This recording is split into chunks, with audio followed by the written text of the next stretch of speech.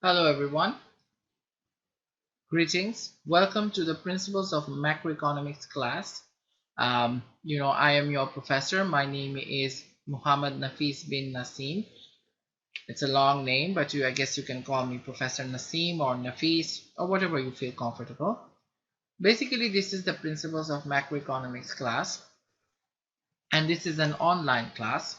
So we will have everything. We will This class will be based on eCampus.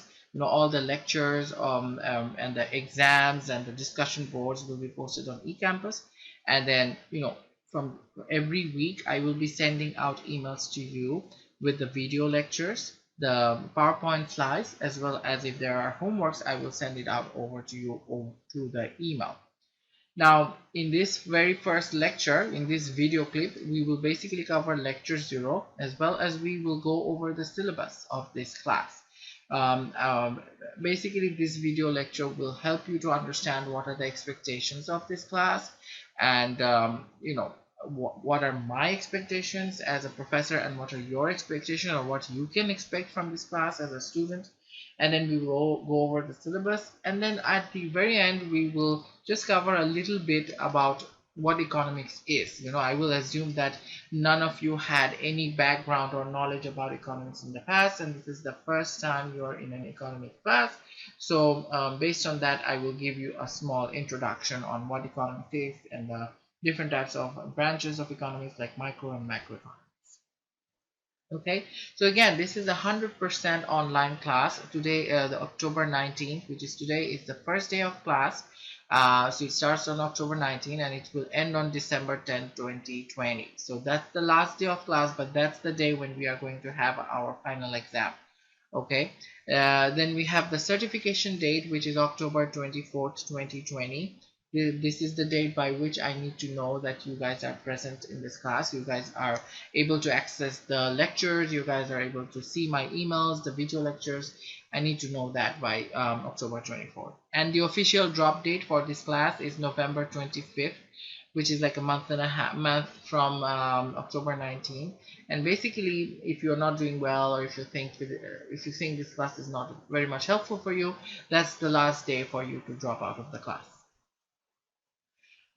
So I wanted to give you a little bit of introduction about myself. Again, my name is Nafis Nasim, and I completed my master's in finance from UT Dallas in 2012.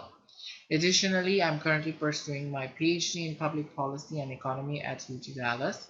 I'm almost done. It's just working on my research right now. In addition, I also worked as a senior financial analyst in Enterprise America, which is a commercial real estate and investment company. And I worked there as a financial analyst. So if you guys have interest in a career in finance, you can always reach out to me and I can give you advice and all that. Okay, and at the very end, I have my email in the syllabus, which is posted on eCampus. You will also find my email given. Since this is an online class, it is very important you take note of my email. Any type of correspondence, any questions, any concerns, anything about submissions, or if you want to send me an email to check your homework or to submit your homework, this is the email that we need to use. Okay, so please make note of this. Also, I posted a small bio about myself in details. This is a brief one, but basically on eCampus, I posted a bio about myself that gives a background about where I'm from, what I'm doing, what type of research work I'm doing, what are my current occupation, and all those. What are my extracurricular activities? You can find a small profile about me, and if you're interested, you can go and check it out on eCampus. Okay, so again, this is the principles of macroeconomics class, and we will use the book Macroeconomics Understanding Our Material World, 4th edition, published by Kendall Hunt. So that's the book that we are going to use in this class. The ISBN number is given, which is 9781 5249 37911. This book is available on your e-book campus, like Richland bookstore, or you can also access it online using an access code. And if you see that, check the email that I sent out, the welcome email that I sent you guys out, you will see in that I have given you instruction on how you can access the book online. You will have code with which you can access the book, and you can look into the homework assignment, like the quizzes and all that. One thing I do want to clarify, the book and webcom has some quizzes and assignments, but for this class those are not mandatory. You can work on those, you can do those things for your practice and for your preparation for the exams, but those are not graded in this class. In this class I will be sending out homeworks to you via email, so make sure you check your DCCT email so you know when is the homework due. And even in the syllabus you will see what is the assigned date and what is the due date for the homework, so make sure you keep track of those. And then discussion boards and exams will all be on eCampus, and I'm pretty sure by now you know how to use eCampus because we are taking an online class. Okay, again the syllabus is also posted on eCampus, but I wanted to go over the syllabus quickly. If there are any questions, feel free to reach out to me. Okay, so here's the syllabus. This is the Principles of Macroeconomics class in the Richland College campus. My name is Professor Nafis, and then you have my contact information, my email, my office phone. And if you need to really meet with me, because right now it's difficult to meet, but if you really want to meet with me, we can make an appointment and we can meet somewhere in the campus, or wherever is suitable for you guys, and we're on a suitable time. Then we have the course information. This is a 3 credit hours. It starts on October 19, ends on December 10, 100% online class. The section number is 81449. Certification date is October 24, and then the last day to drop this class is November 25, 2020. Then the next 2 pages, they are basically just some standard template information, just some instructions that we have to give to all students. What are the objectives of this class? What do we expect to learn after the end at the end of the class, and how we can apply these skills in our real world, and how it will help our critical skills and communication skills and everything. Okay, and then it talks about the required course material. I told you what book we need to use. You can buy it from the bookstore, or you can have, I sent you out an email with access codes which you can use to access it online, which makes sense in this time, because this is an online class and everything. Okay, and then we have the summary of graded work, which is very important. So you will have 5 homeworks. Actually, let me see if you are going to have 5 homeworks. Give me a minute just to confirm. You're actually going to have 3 homeworks in this.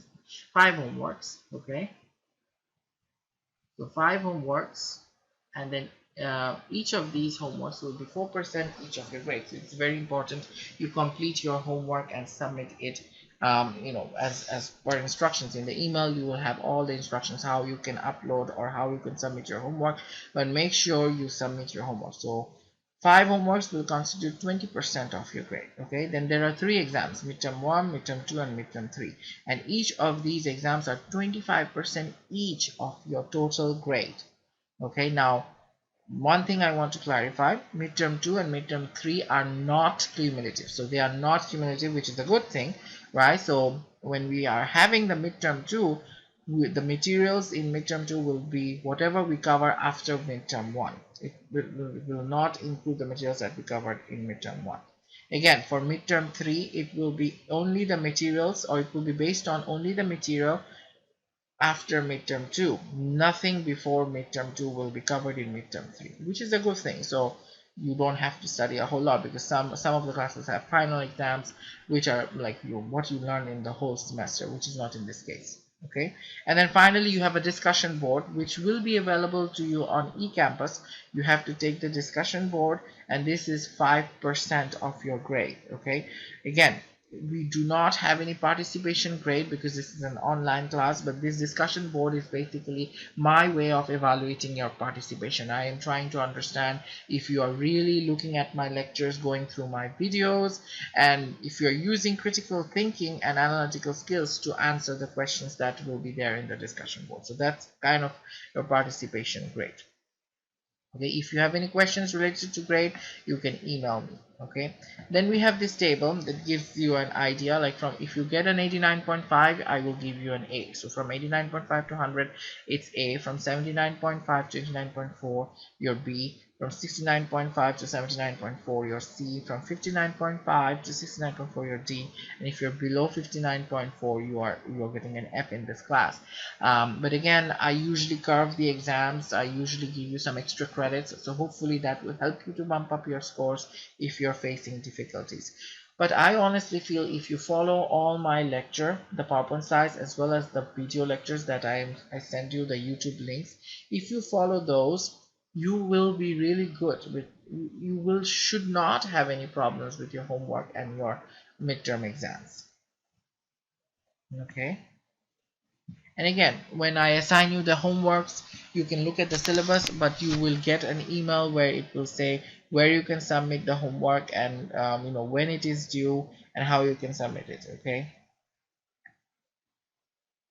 Now, discussion board, I wanted to discuss a little bit about the discussion board. Again, this is my way of evaluating whether you are actually participating in the class. So there will be an economics topic that related to what we discussed, and you basically have to reply back, or you have to give your opinion and thoughts on that topic. Okay. And then in addition, you have to give 2 replies to your other classmates responses. So you can choose any 2, but basically any other 2 classmates responses, you have to give a reply to them and maybe ask a question, or maybe if you justify what he said, or you may not agree with what he or she said. So anything. But one thing I want to clarify, these responses cannot be one-line sentences. Okay, it has to be elaborated. It has to give some explanations on how you're coming to the justification. Okay, don't just write, yes, I agree with you, Tom, you said the right thing. Why do you agree with it? If you said yes, you agree with Tom, you need to explain why. Okay, so I expect that if you just say I agree or I do not agree with you, I will not give you any points. Okay, so moving on, there is no attendance this class because it's 100% online. Late work policy, again, when I say the deadline is October 23rd, you have to submit the homework or the discussion board by 12 a.m. that night. Okay, anything submitted after that is going to be considered late. Now if you have any issues, and if you let me know in advance, then I will try to make some accommodation. But with this class being online and so being so short and concise, it's very hard to give makeup exams and makeup quizzes. Okay, so make sure you stay on top of the calendar and you follow the deadlines properly. Okay, then moving on, I wanted to go over the table, which is very important, which is on uh, page 7, and this is basically the bread and butter that we will follow in this class. This gives you like every week what material we are going to cover, when is the homework assigned, when it is due, and also basically when is your discussion board due. So this table will really help you to stick to your deadlines and meet deadlines in this class. Okay, so if you see, from October 19 to 23, in the first week of the class, we are covering lecture 0, lecture 1, lecture 2, and lecture 3. Also, the homework 1 is assigned and due at the end of the week, because this is a very short and concise class, so we have to be very fast. We will cover a lot of materials in a week, so you have to keep up to the speed. Okay, so make sure you have this table and again, November 2nd is your midterm 1, and it says which lectures will be covered in midterm 1. Then November 16 is your midterm 2, and it also says which lectures will be covered. And finally, December 7 and 8, so you will have 2-day time period to take the midterm 3, and it also basically covers from lecture 16 to lecture 22. So this table is very important. It gives you the dates of your exam. It tells you when the other homework assigned and due. It also tells you when your discussion board is due, like November 23rd to 25th. That's the time period when your discussion board is due, right before Thanksgiving. Okay, and then finally, this table is also important. It tells you when your homework assignments will be given out, and it tells you when these are due. Okay, so this is important.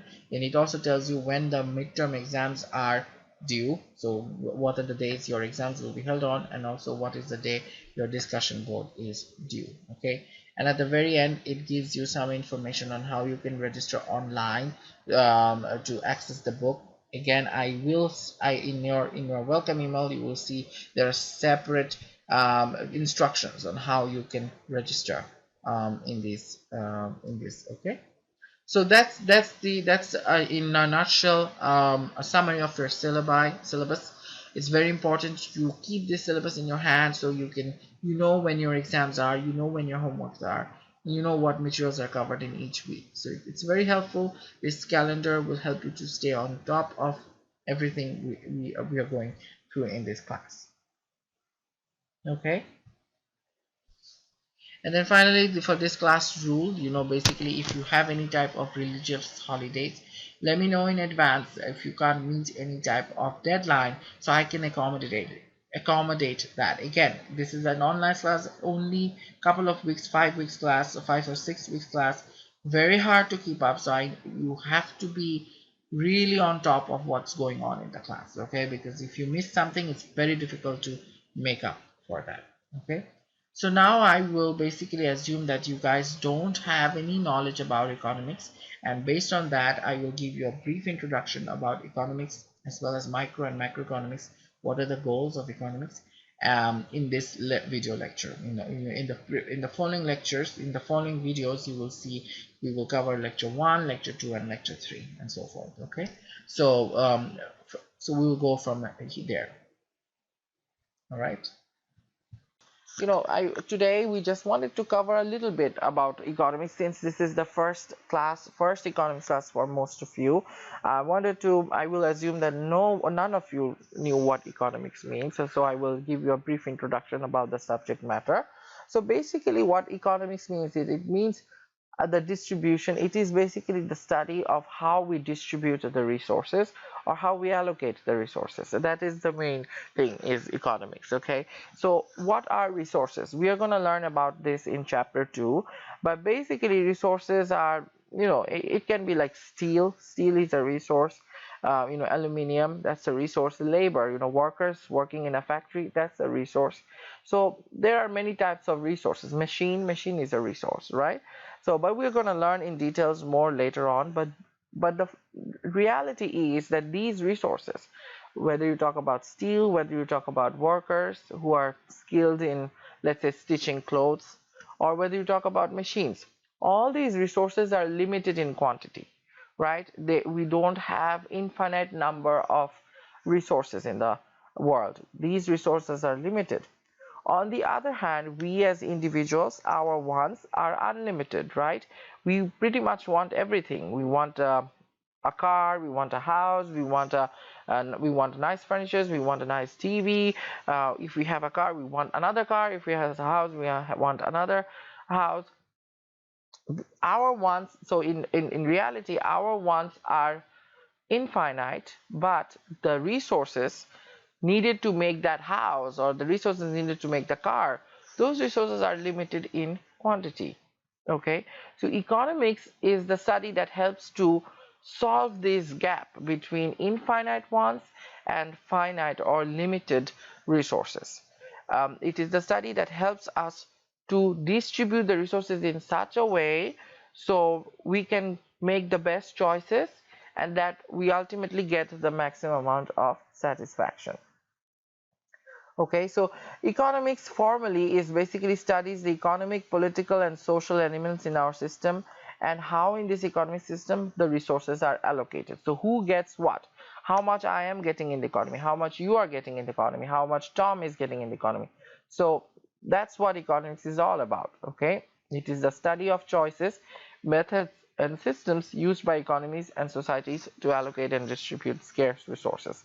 So since the resources are scarce means limited in quantity, we have to make choices, right? We cannot get everything.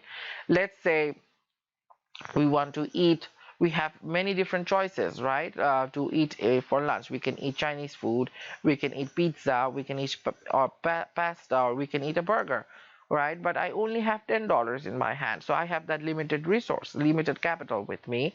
so I can only choose any one of them. So I will probably choose the one that will give me the most satisfaction out of pizza, pasta, Chinese food, and burger. Let's say I really like Chinese food and I'm craving for Chinese food, so probably with that $10 I will buy Chinese food that will give me maximum satisfaction.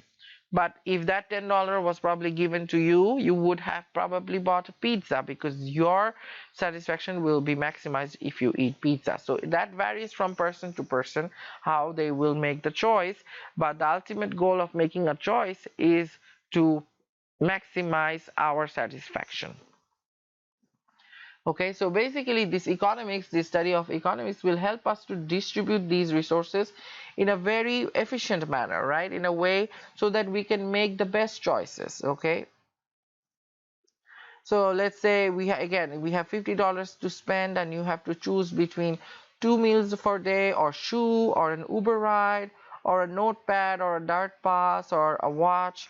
So maybe for me it is a watch, maybe for you it is a pen because you're starting the class. Maybe for Rick it's shoe because he probably plays a lot of sports, so he needs shoe.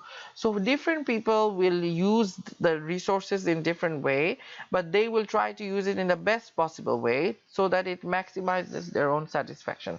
And economics, when we study economics, it helps us to make that correct choice. It helps us to make the choice that is best for us, that will maximize our satisfaction.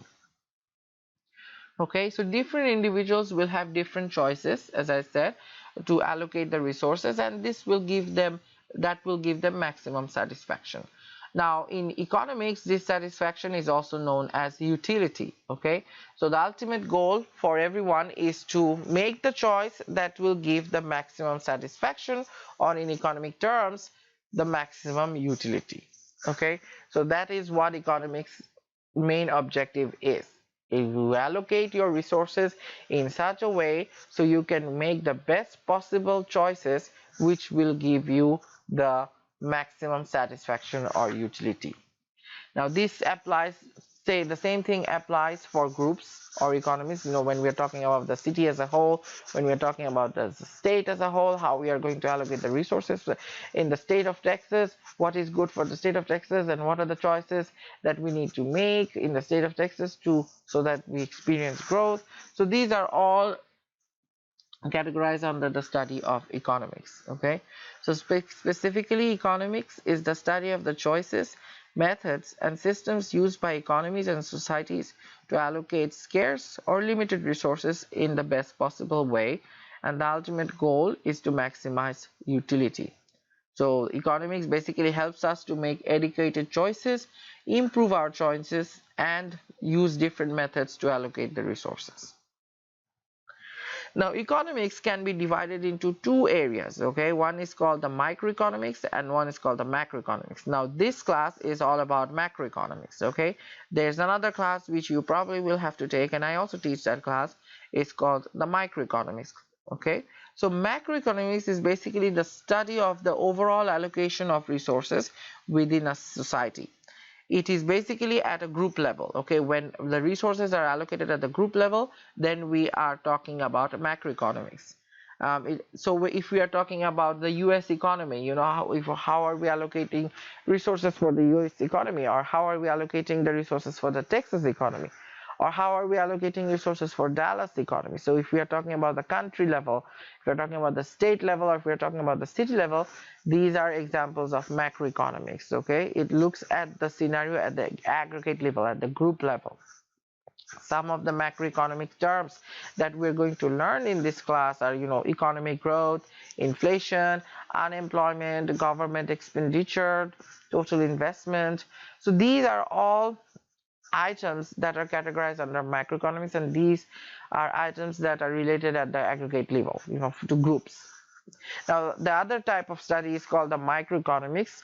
Basically it is the study of how you allocate the resources from a smaller perspective, from an individual perspective. Okay, how you will allocate the resources as a consumer. So when we go to Walmart, how are we going to make the choices? How are we going to allocate our resources? So as an individual, as a consumer basis, or how you will make a choice as a business. Let's say you have a auto dealership business, or let's say you have a car business. How are you going to allocate resources so that will maximize your utility and you will be able to make the maximum profit?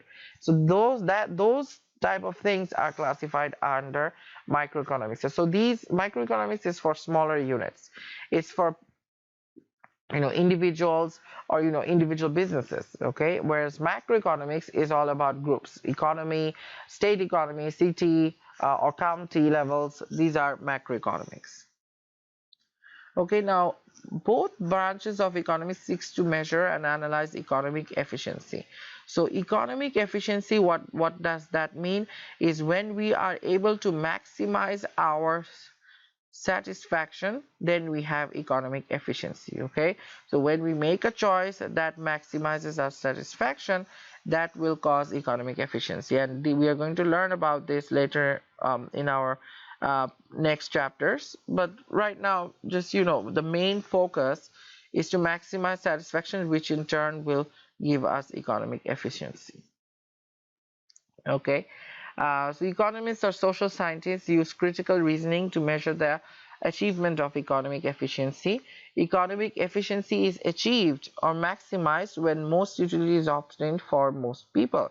So just what I said, from the macro perspective, let's say in a city, if the utility is maximized for most of the people of the city, then economic efficiency is achieved. Okay, so maximizing the utility or satisfaction will create economic efficiency. So therefore, economists analyze the different types of choices, methods and systems and finds out the combination of choices that will produce the maximum utility for most people, which in turn will lead to economic efficiency. Basically, this last line summarizes everything with what we just said, in one single sentence. So that's all. I don't want to overwhelm you today because this is your first class. I just wanted to give you a brief introduction of what economics is and what are the two branches of economics, macroeconomics and microeconomics relate to, what are scarce resources, and why we want to make choices, because resources are scarce, and our ultimate goal is to maximize utility, and if that happens, we have economic efficiency. That's the gist of what I just talked about today. So in our next lecture, we will start from talking about in details about chapter 1 and go on from there. But this is just the beginning. So if you have any questions, feel free to reach out to me. Other than that, you will hear back from me soon again. You guys have a good day. Thank you.